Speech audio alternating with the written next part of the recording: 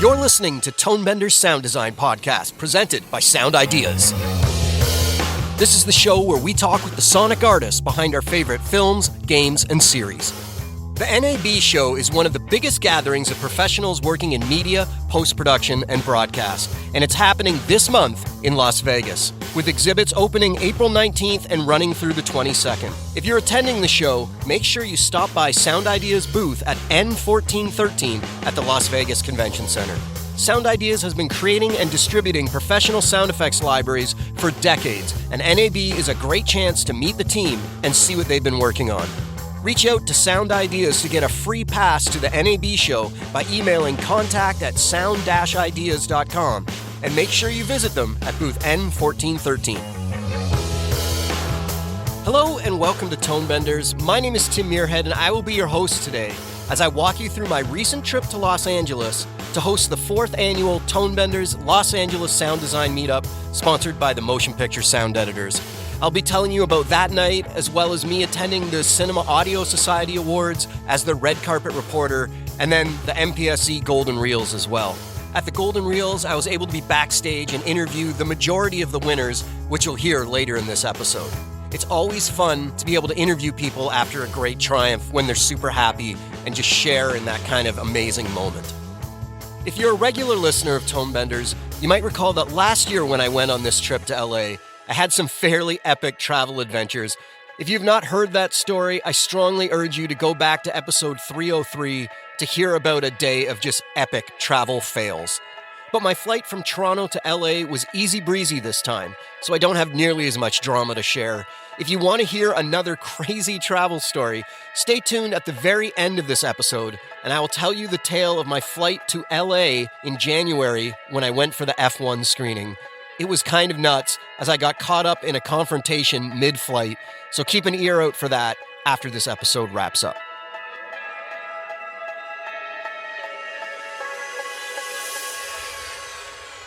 Since I live in Toronto, when I get to go to Los Angeles for these things, I have to make every second count.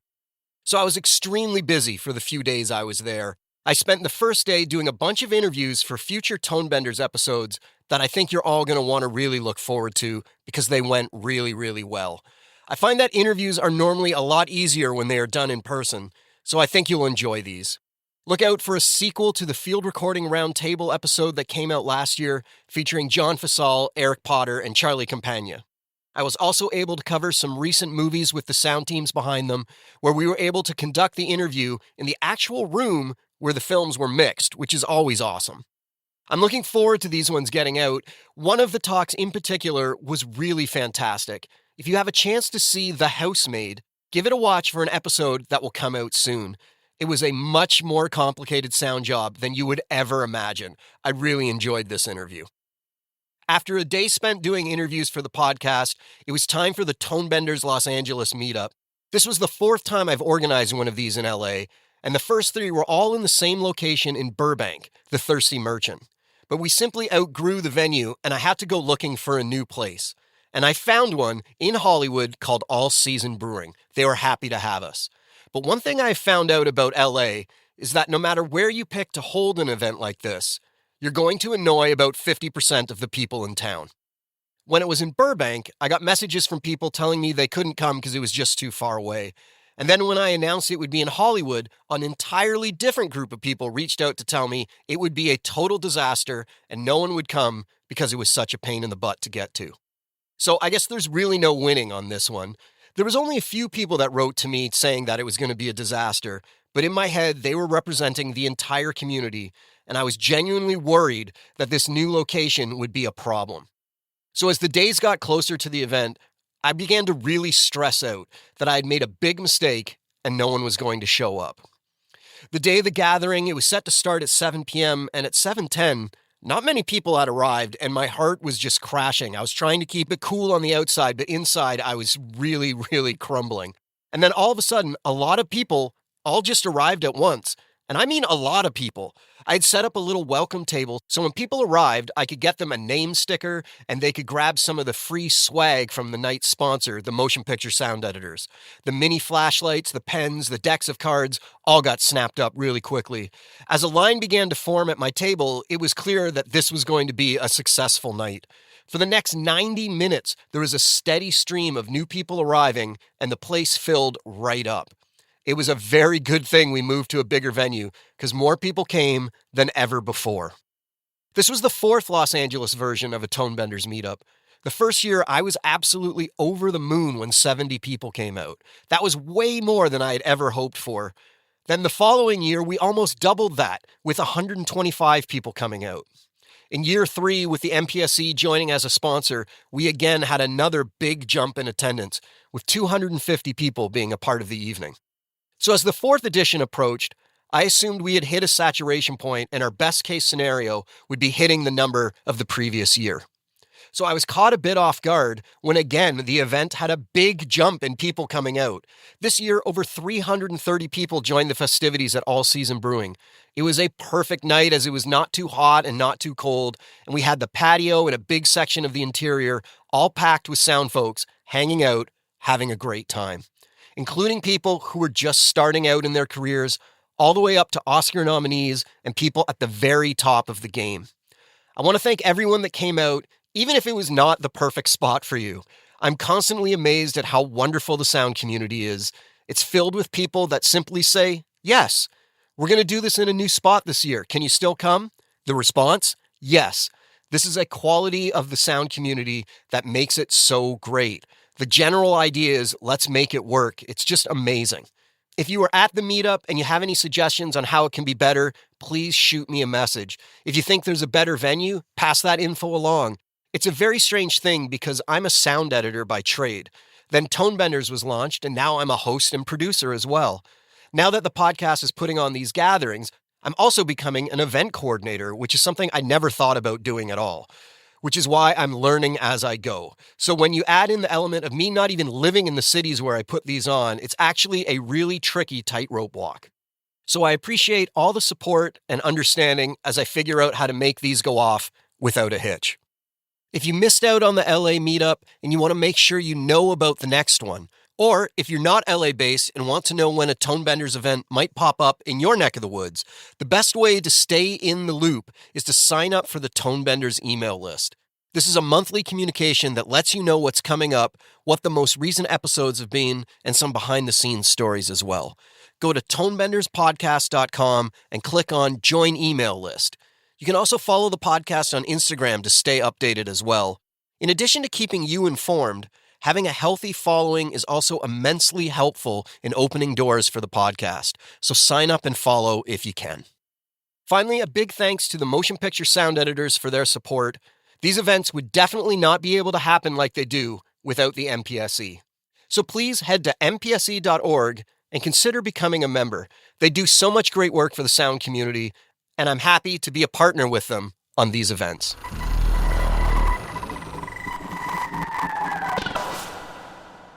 The following morning after the meetup, I was the chaperone along with MPSC Vice President Corey Piera for the Golden Reel student nominees as they went on an amazing full-day tour of a bunch of audio post studios in LA.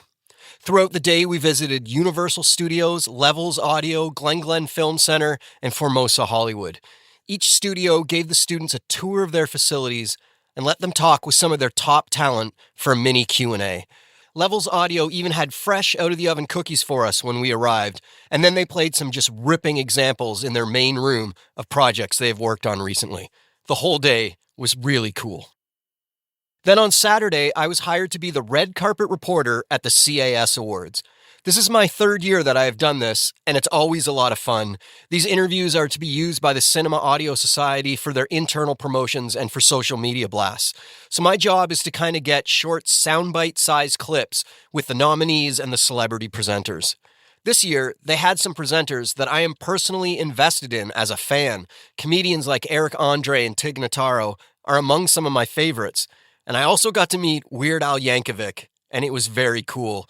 When I was 12 years old, I was a massive fan of Weird Al, so meeting him had my brain doing kind of like somersaults as I was talking to my one-time hero. Let me tell you a quick story that really made me laugh. Tig Notaro has an old stand-up bit that involves her pushing a stool around the stage as the audience laughs at the absurdity of the sounds the stool is making. This was born out of a night earlier in her career when she was bombing and accidentally nudged the stool beside her on stage, causing the audience to laugh. She then thinks to herself, this stupid stool is funnier than I am, and she proceeds to push the stool around for an uncomfortably long period of time as the audience laughs and then stops laughing until they break out in laughs again. I brought this up during our interview to tell her that among sound people, we could really relate to this bit because we spend large chunks of our lives pushing objects around, pointing microphones at them, hoping they'll make a funny sound. She seemed to appreciate this insight, but what I didn't know is that I had set her mind spinning, and she decided to bring back this routine for her segment as a presenter at the awards. So she requested a stool, but did not test it out before hitting the stage. Then the voice of God introduces Tig Notaro. She goes up, sets up the gag, starts pushing the stool, only to find out it has felt pads on the legs and doesn't make a sound at all. As a result, the entire bit does not land. Meanwhile, I'm backstage, assuming I will never talk to Tig Notaro again for the rest of my life. I'm not watching the stage as I'm interviewing the winners of the previous award that was given out. When I finish that interview, I turn around to find Tig Notaro just off camera waiting for me. She then jokingly thanks me for making her bomb on stage and tells me the story of what just happened and is laughing her ass off about what a disaster her stage time was. She said I was entirely to blame. Oops. After a few good minutes of the two of us giving each other shit, her obligations were done for the day and she went off into the world. And now, I assume, I will never talk to Tig Notaro again. So keep an eye out on the Cinema Audio Society's socials for some of these interviews to come out over the next few months. A lot of the interviews we did were really fun.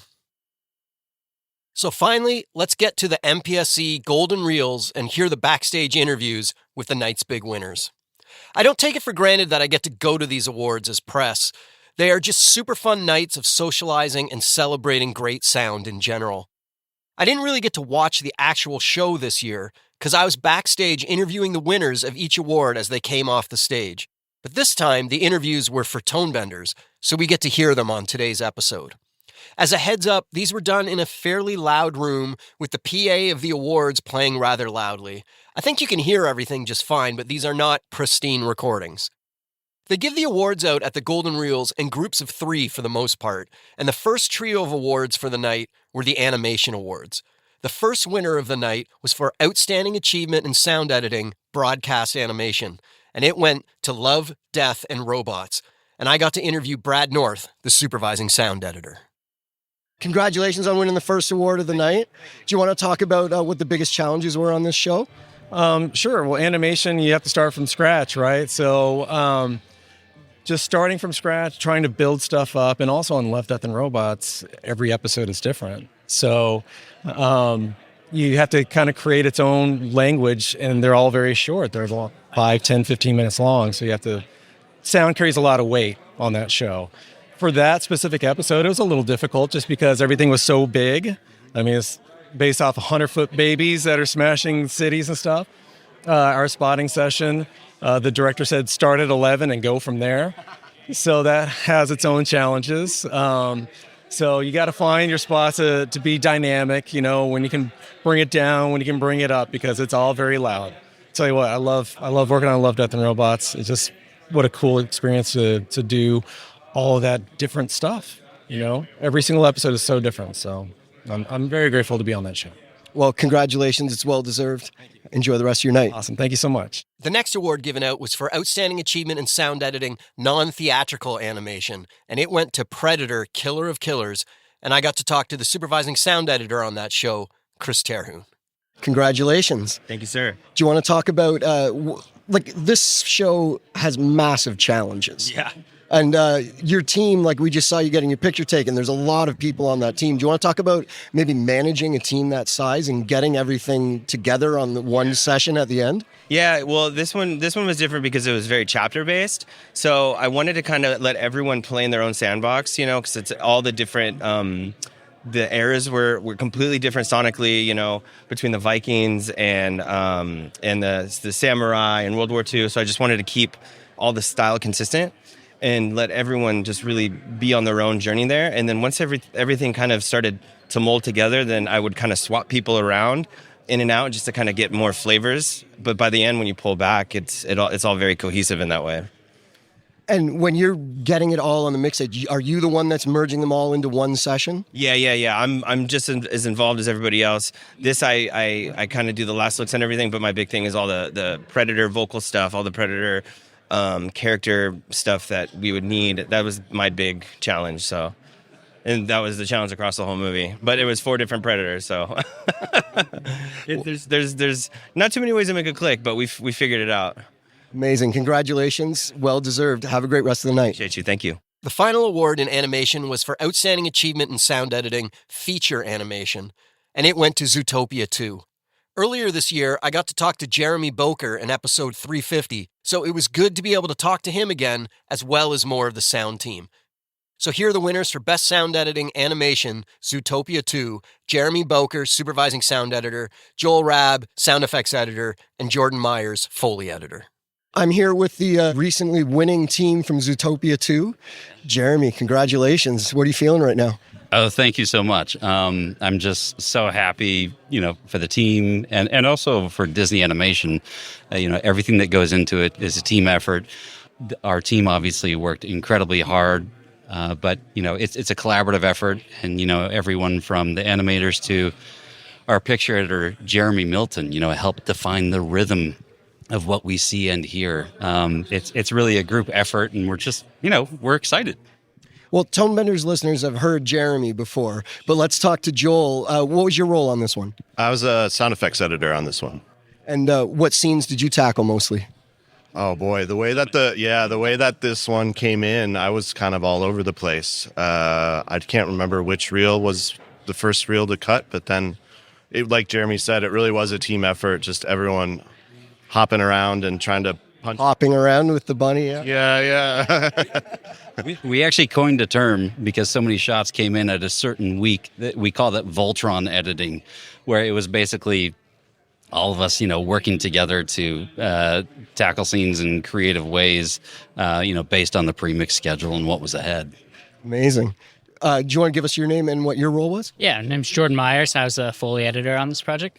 Wow, Foley for animation is a lot of fun. Do you want to talk about your approach to that? There's a lot going on, and obviously it's a little different with being animal since people, so it was finding the right sounds and stuff that worked great for them. But our Foley team did an amazing job and got it all covered, and as you can hear the sound, it sounds great. So we're super excited for that. Congratulations! I'm so happy for you guys. Have a great rest of your day. Oh, thank you so much. It's a pleasure. Thanks, Tim. Yeah, thank you. Unfortunately, I was not able to interview all the winners of the night. Some declined to talk to me. Some were just so pumped at their win that they didn't want to stand still for a chat. There were points throughout the night where things got bottled up backstage and winners didn't want to wait for me to catch up. And there were also a few who were nominated in multiple categories and had to get back out to their seats to see if they were going to win another award. So I apologize to all the winners that I didn't get to speak to. Hopefully I will be able to refine the process in the future and get everyone on the mic next time. Let's hear from some of the winners in the documentary categories now. First up, Outstanding Achievement in Sound Editing in a Feature Documentary. The winning film was Deaf President Now, with Nina Hartstone, Supervising Sound Editor, Jacob Bloomfield-Mizrach, Supervising Sound Editor, and Greg Francis, Dialogue Editor. I'm here with the winners of Feature Documentary, Deaf President Now. Do you want to just go around and say your name and your role on the project? I'm Nina Hartstone. I'm one of the Supervising Sound Editors. Jacob Bloomfield-Mizrach, and a Sound Supervisor. Greg Francis. I was the dialogue editor and re-recording mixer. This film obviously has a unique sound challenge as it's about people that I guess don't hear, to put it bluntly. Do you want to talk about how you gained that perspective and tried to tackle that? It definitely felt like a massive challenge to do it justice, and try and represent something that audiences could help understand the deaf community. We were very massively helped by our directors Davis and Niall DeMarco in understanding the deaf experience and trying to sort of bring that across with sound and the lack of sound so that the audiences can really feel for our protagonists in the film. Well, how did you approach the sound editing? Well, I personally didn't. I got to stand at the back of the room and just smile and nod most of the time. Nina did the world building, and then our team got to come in and just sort of put it all together and shape it a little bit per the director's guidance. How was the dialogue to clean up? Oh, man. It was a challenge, like many films, especially because it's just a ton of archival footage, right? So trying to make that all play smoothly against this beautiful world that Nina crafted for us. And then also all of the interviews with the subjects are signed interviews, but there was VO that matched for the hearing audience. And so just trying to make that all kind of work together in this one seamless world was, I don't know, it's a challenge, but as always, it's a fun challenge. You did an amazing job. Congratulations. I'm really happy for you all. Enjoy the rest of the night. Thank you so much. Thank you. Also in the doc category, the award for Outstanding Achievement in Music Editing went to Billy Joel and So It Goes, with music editor Deborah Lillevoix and supervising music editor Sherry Johansson. Do you want to talk about taking on Billy Joel, taking on the archival sounds, bringing it into Dolby Atmos? How did that all come together? When we were approaching this and looking at material and stuff, Sherry had the brilliant idea of, instead of just being stereo tracks, that whatever we could turn it to 5:1, which brought it to the next level. I feel like we dealt with demos, studios, archival, live mixes, live 5.1.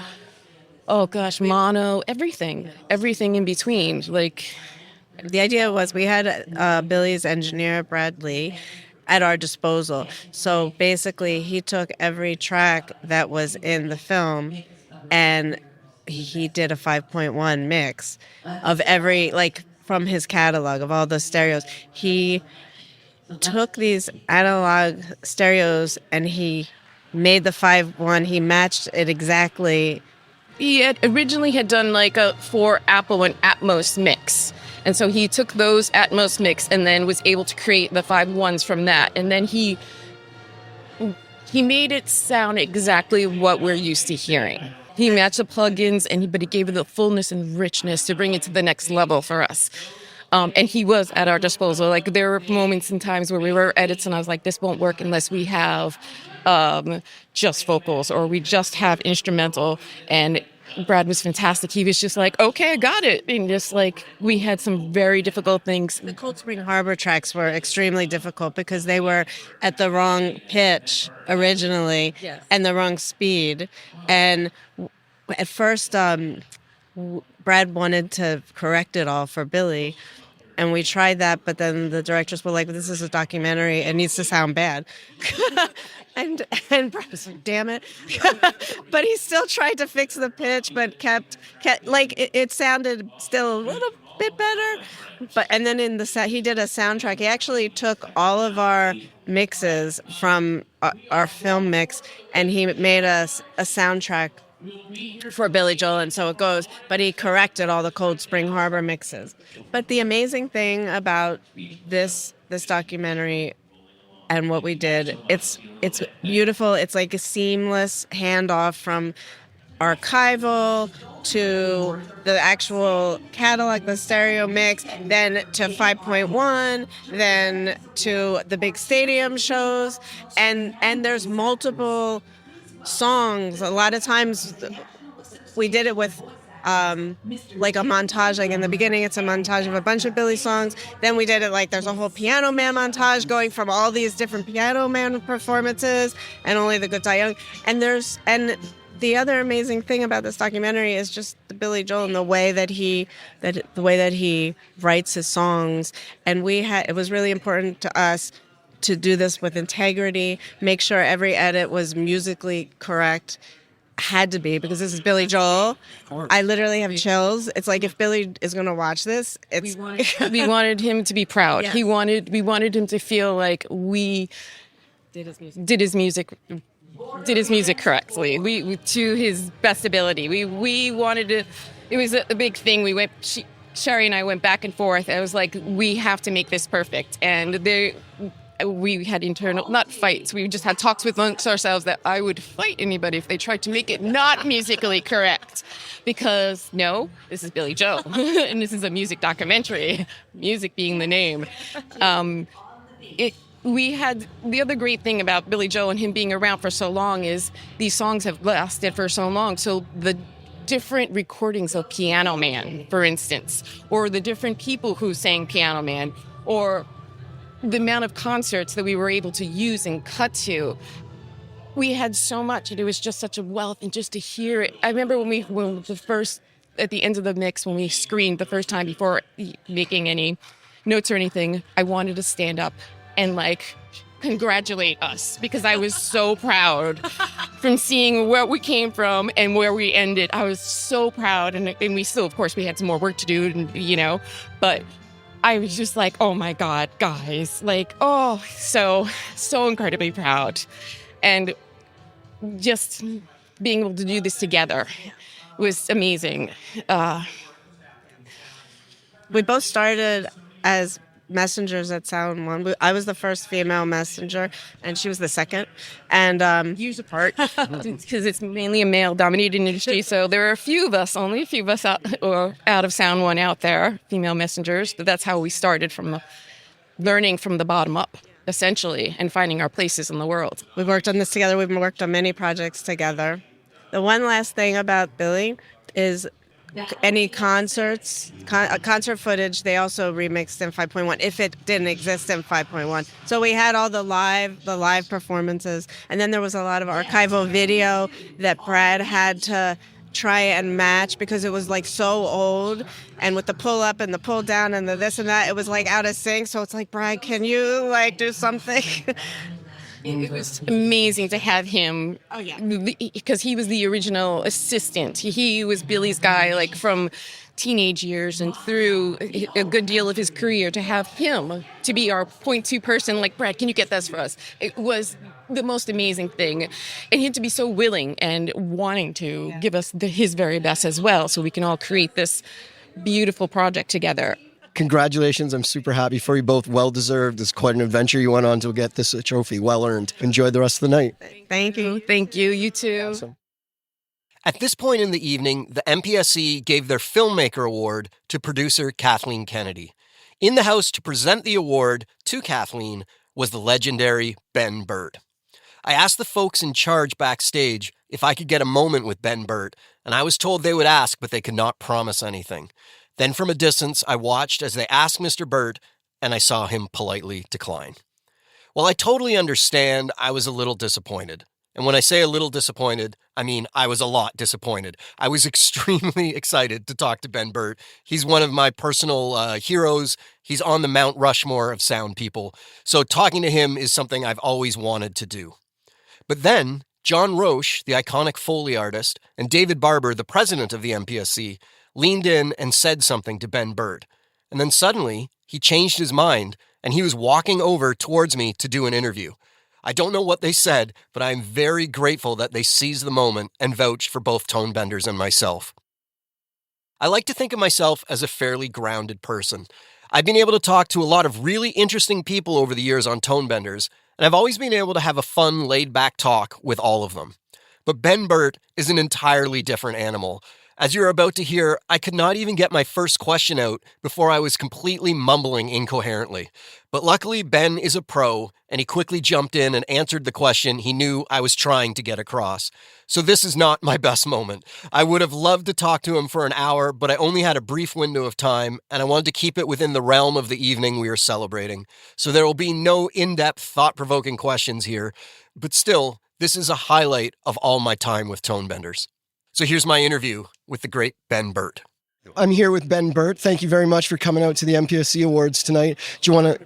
Yes, honored to be here. Amazing. Do you want to talk a little bit about you're here to give out the award for the Filmmaker Award. Filmmaker Achievement. This it's almost a form of a career award to a producer in Hollywood who deserves recognition by the sound editors, the MIPSIs.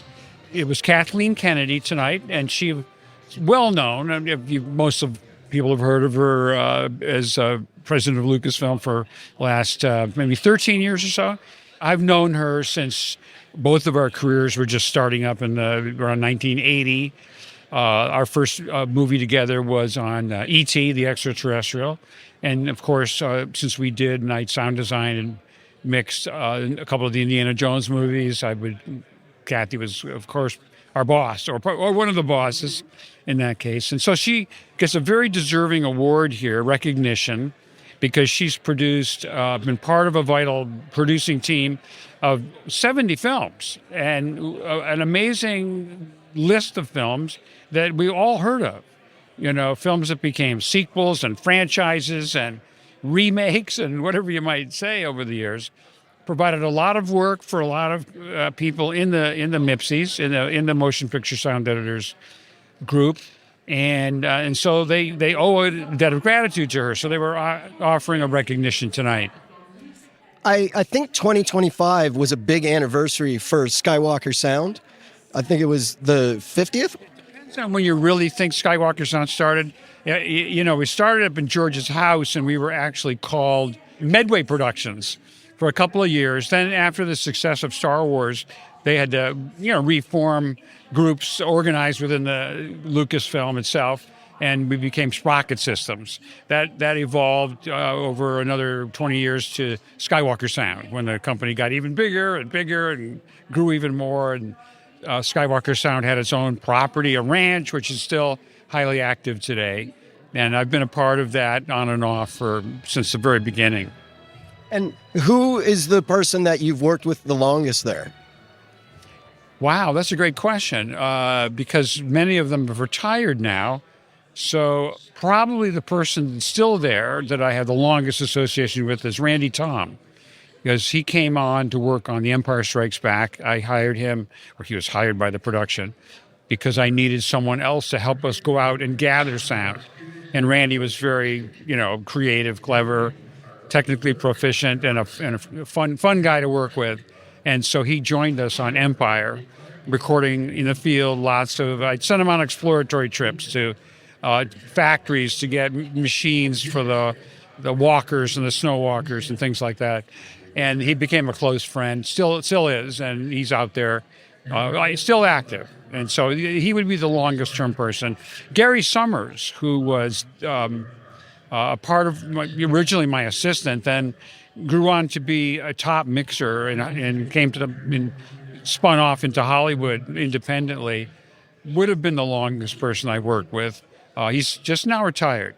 His last film was Avatar, the latest Avatar movie. Thank you very much for talking to me. I hope you have a great time tonight. Thank you very much. So hopefully one day I'll get to talk to Ben for a longer period of time, but just that 4-minute clip, this big checklist off all of my ambitions for Tonebenders. Ben and Walter Murch are two people I've always wanted to interview. I've now got to interview Ben, even if for a brief period of time. If anyone knows how to get me in touch with Walter, please let me know, because that's the last main person I have to check off the list, if you will. Tough to follow that up, but here are a couple of the awards for broadcast short form. First up will be Outstanding Achievement in Music Editing, broadcast short form. It went to Wolf King, The Rise of the Wolf. I got to talk to lead music editor Thomas Hines and music editor Steve Bond. Congratulations. Do you want to talk about what the toughest parts of this project were for you? The toughest parts? Oh, that's interesting. Most challenging, let's say. Challenging parts. We had several challenges. One of them was we had an enormous show to do in not much time. And we had a team of 3 people on the show. So we had myself, composer, and two sound designers. And what it became, we made the whole soundtrack under one roof, and it was a bit like having a band with a composer and 2 sound designers in it for the show. And once we were on kind of the 3rd episode, we were finishing each other's sentences, but we weren't stepping on each other's toes, because we were literally in the room next door to one another making the entire soundtrack. And loads of the sound design is like score, and loads of the score is like sound design, and it was just a really great learning process. So we turned the tough points of the job into positives. Brain Audio family is a beautiful thing. I think that thing of Carlos being down the hall, kind of coming up with some creature sounds, and Tom next door recutting music for the millionth time, and me kind of mixing away, looking through the window, and it's just that kind of the closeness of that and the fluidity of that process where you can just chuck each other stuff is beautiful. So yeah, it's tough being in a small team, but it's also kind of it gives you a wonderful kind of family vibe. I'm really happy for you both. Congratulations. Thank you so much. I love your podcast, by the way. So congratulations to you. It's a real candid insight into people's secret box of tricks often, and it's That's wonderful to hear. We'll see you at a London Tonebenders social, whatever the next one is. I'm hoping there'll be one this summer, so that'd be great. Awesome. Thank you so much. Thank you. Next up, we have Outstanding Achievement in Sound Editing for Broadcast Short Form, and the winner was Murderbot. And I got to talk to Supervising Sound Editor Tyler Whittam, Supervising ADR Editor Danielle McBride, and Sound Effects Editor Craig McClellan. I'm here with the winners for Murderbot. Do you want to just each introduce yourself and tell us what your role was? Sure, I'm Tyler Whittam. I was one of the supervising sound editors and sound designers. I am Craig McClellan, and I was offering support sound effects. Danielle McBride, Supervising Sound Editor, Dialogue and ADR. Amazing. So this show is not an easy sound design show. There's lots of really complicated sci-fi tech kind of stuff in it. Do you want to talk about how you tackled that? Maybe you want to go over here? Oh, you're putting me on the spot. Yeah, I know. I didn't do my homework before this. I think that ultimately the first season of a sci-fi show that you start is always a challenge, because you're coming up with new worlds and new weapons and new creatures and all that kind of stuff. And we just sort of started from the beginning, built it from the ground up. New worlds. It wasn't a lot of that. It was fairly grounded. But we started with new weapons, and whether they were too sci-fi, little maybe more real sort of projectile stuff rather than lasery and that kind of stuff. And we balanced between those, and from a sort of nerdy point of view, we were able to have a whole bunch of elements that we just kind of got to the stage, and then we played with stuff, and we kind of made notes based on things that the producer or the showrunners and creators, Chris and Paul, wanted, and we went back and forth and that kind of stuff. And so we kind of started it that way, and the same went with for like creature things. We would send things in, and we would try different animals. Do we want it higher? Do we want it lower? More squealy, less squealy, more growly, that kind of stuff. Does it sound painful enough? Does it hurt? Does it feel emotion? It's sad. There's that kind of stuff. So that's where we're tackling it just bit by bit, and we would just start from scratch, because we had nothing to go by. It was all sort of a new series, all new stuff, and that was the best way to just sort of approach it for us. And we went back and forth with Foley, who would do a huge, a layer that would tie it all together with feet and that kind of stuff. And we would add that to the feet we've built for these creatures. And Craig would do, his sort of pass on it with weapons and, debris. And next thing you know, we have a track. So that's kind of how we approach it. As supervising sound editor, do you want to talk about when you first got on the project, how you deal with the scope of this show? Well, because my focus is dialogue and ADR, one of the first things that I knew right away that we needed to address was the internal monologue that would show up in the show as a term, as a voiceover. And we didn't have any of that. We barely even had a scratch track. So we were finding that still very early on in the process, trying to find the voice of Murderbot, the challenges that brought about. And we were also not only trying to find the performance with Alex Skarsgård, but we were also trying to find the quality of the voice and how we were going to treat the voice, whether it was through the helmet or whether he had the helmet off or through the comms. So those are conversations that threaded their way all the way through each episode. We treated it a little bit differently. So it was a really interesting experience on a sci-fi show. Sometimes dialogue and ADR gets a little bit lost, but this was a show where we were integral in establishing the voice of a character who was pretty much silent most of the time, and the comedy and humor of the show was coming out through the voiceover that we were recording. And it was mentioned that you handled some of the weapons. You want to talk about cutting weapons? Well, I mean, Tyler had cut most of the layers previously too. Don't be so, no. I mean, I added my own little pass, I guess, getting a little bit stronger at the weapons and the combat. Luckily, Tyler was nice enough to hand off a lot of the combat stuff to me, which grows a little bit more complex when you're adding things like armor and you're not just having flesh impacts and standard body falls and things like that. You have to have an element of sort of metal or like a sort of polyurethane. So it's an extra step to sort of add those layers on and keep it keep it a little bit real. But because it is a bit of a more lighthearted show, you're trying to keep a level, I guess, of levity to it. We were constantly getting the note in the mix. It was like, could you just get a little more crack out of that? We'd really love a little more crack out of that. And it was like, so we started making sure that by the end of the episodes, we were sending, lots of crack layers because we're like, we're going to turn that up. We're going to turn that up. And it was just like, yeah, everything needed to feel just like real crunchy and just sort of, tactile and like you're there and you could feel it. And yeah.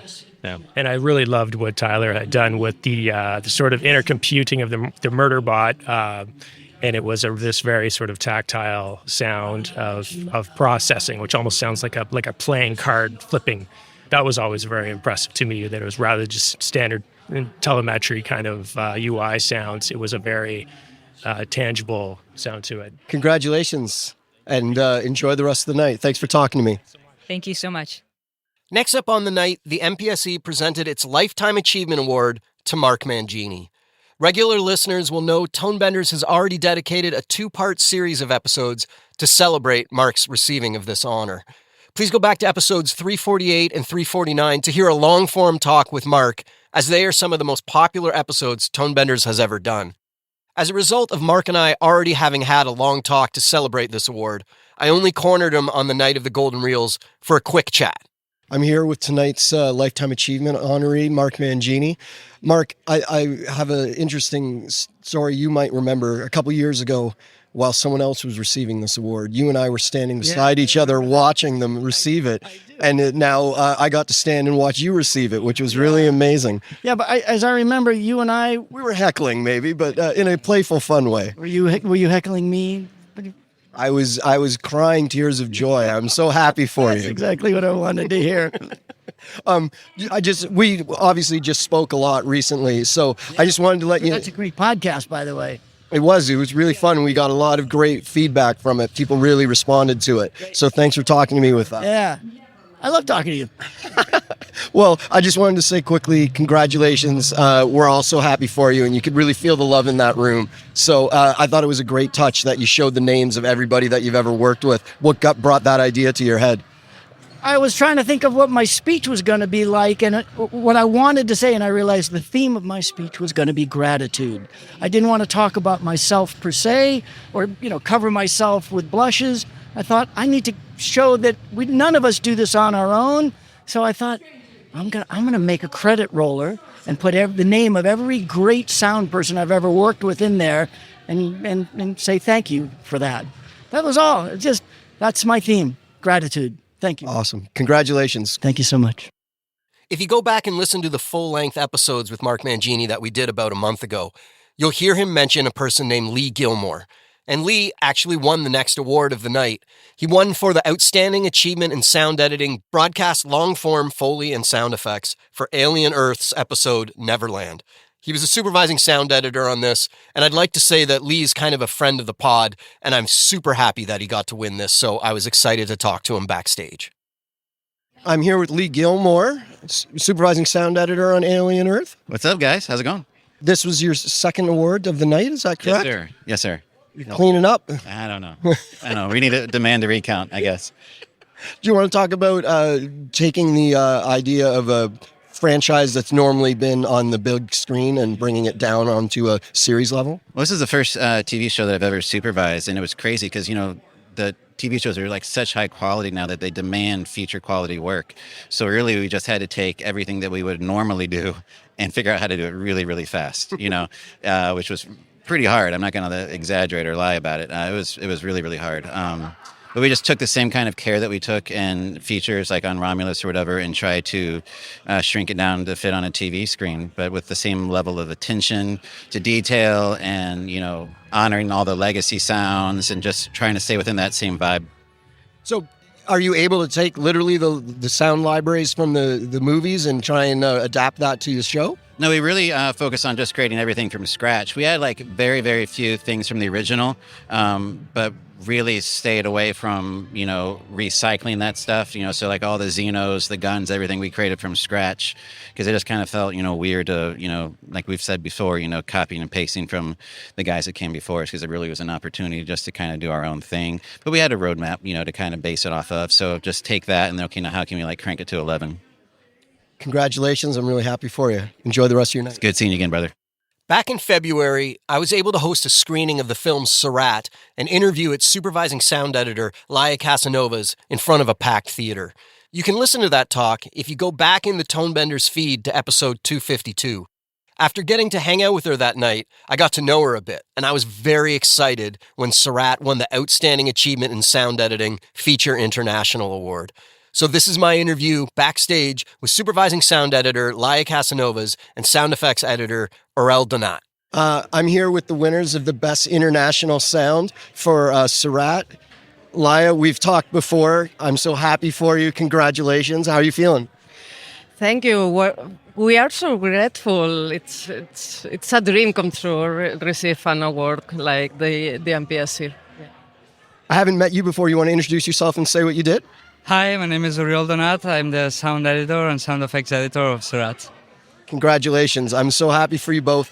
Do you want to talk about just what it's been like for the last little while you're trying to take it all in, how much love this film has got for its sound work? It's like a dream, because when we were making the film with all the sound design process, we never project or imagine that kind of receivement of the sound community and the filmmakers, and we are so proud and grateful with all the feedbacks. Yeah, We usually only expect between us to really love the work. We show each other our work while doing the movie, and that's what we aspire to do.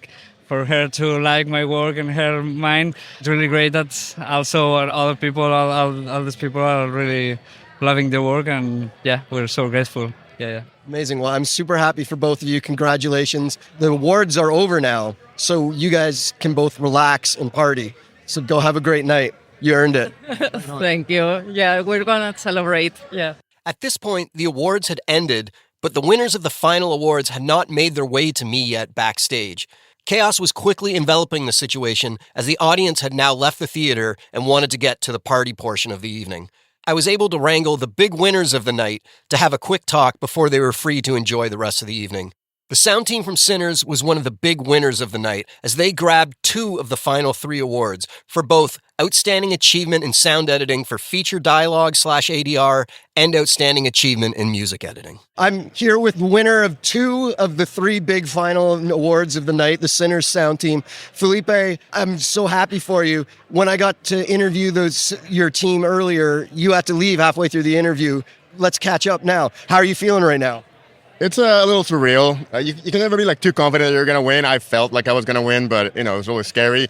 You can tell I was very nervous when I gave my speech. I was not ready, even though I practiced and everything. It's very cool, and I'm glad people appreciated the work that usually goes unnoticed. That is music editing. Well, music editing and dialogue editing. David, do you want to talk about maybe what you're feeling right now after all the work that you put into this project? Right now what I'm feeling is, I'm grateful. I'm grateful that I got to be a part of this team. I'm grateful that Jason Freeman got to come in and help out. And as Felipe said in his speech, there really was a collaborative effort. That we're handing material back and forth. Usually it's like departments are very independent with one another, but this was one where dialogue and music are working together, effects and music are working together, dialogue and effects are literally we're behind the scenes putting things together for small little moments throughout the movie, and have that all pay off, and to see the movie received the way it was received, especially for people who saw it in the theater, it's just so great. It's the best part of the job. Jason, I haven't talked to you before about this. Maybe let's go into what scene you did that you were really proud of the most. I mean, the entire thing. We dealt with IMAX cameras, and I posted on my LinkedIn one of the videos of the production sound that we approved. And I remember my first comment to Dave when I came in. By the way, it was the first time we've ever met, too, is working on this movie. So it's an absolute pleasure getting to work with him. I was amazed at how much production Dave and I were pushing it. Brandon was graciously enough to let us do it as editors, and he would push it on stage anymore. And it's amazing how that film actually turned out. Amazing. I'm so happy for you all. Congratulations, and have a great night and enjoy it. Thank you, Tim. Thank you so much for having us on. The final award of the night was for Outstanding Achievement in Sound Editing, Feature Effects, and Foley. And it went to Frankenstein, which was kind of a shock in the room. I was over the moon as the sound team from this film is also from Toronto, just like me. So there was definitely a hometown pride and my friends grabbing the last big award of the night for Frankenstein. I'm standing here with the big winners of the night, the winners of the last award, the sound team from Frankenstein, best sound effects for motion picture. Nathan, supervising sound editor, how you feeling right now? Numb. Numb? Yeah. It's pretty wild. We came into this feeling like an underdog. Very proud of the work that we did, you know what I mean? But it's tough when you're looking at the other nominees in the field to come in with any foregone conclusions or anything like that. So yeah, it was a little surprising to hear our name get called. Amazing. I'm so happy for you all. Paul Gurman, do you want to talk about what your favorite part on the film that you worked on was? Yeah, there's a famous line of dialogue in the movie where Christopher Waltz's character points out to Victor that the urinal he's peeing in is made of French porcelain, and therefore it chimes against a man's stream. So I was, like many things, it was a collaboration that made that sound happen, but it was a very specific thing that we had to get right. Yeah. We'll have to dig into that one day.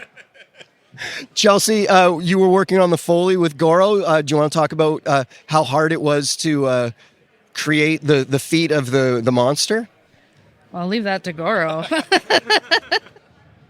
It was quite hard on my knees. That was a big stomp. It was a big monster of a movie, and to create a big footsteps, it was hard work. But to be recognized, it is truly honored. I'm honored, and I'm very happy.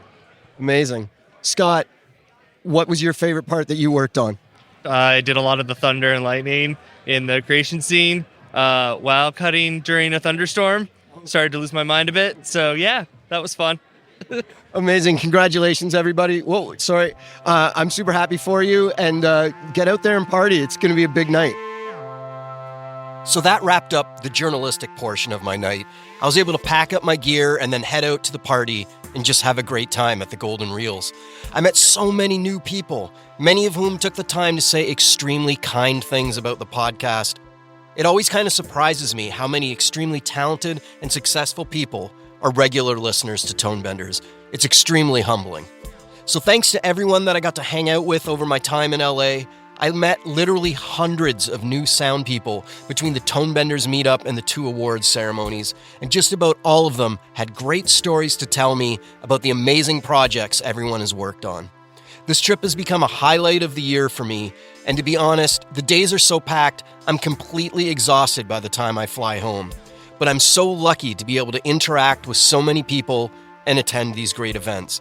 As soon as I get home, my mind starts racing with plans on how I'm going to pull this all together again for this adventure next year. Thanks for listening today. I'll talk to you all again next week. The NAB show is one of the biggest gatherings of professionals working in media, post-production, and broadcast, and it's happening this month in Las Vegas, with exhibits opening April 19th and running through the 22nd. If you're attending the show, make sure you stop by Sound Ideas booth at N1413 at the Las Vegas Convention Center.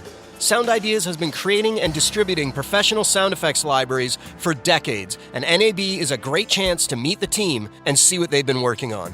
Reach out to Sound Ideas to get a free pass to the NAB show by emailing contact@sound-ideas.com, and make sure you visit them at booth N1413. Have a great time at NAB, everybody. Tonebenders is produced by me, Timothy Muirhead. Theme music is by Jim Guthrie.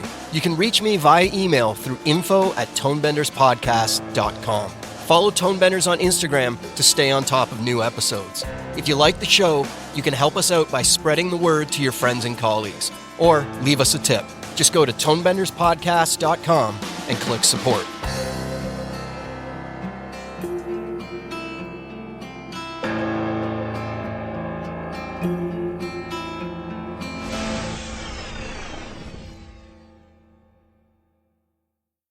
Hey, thanks for staying tuned. At the beginning of the episode, I promised I would tell you a funny story about traveling.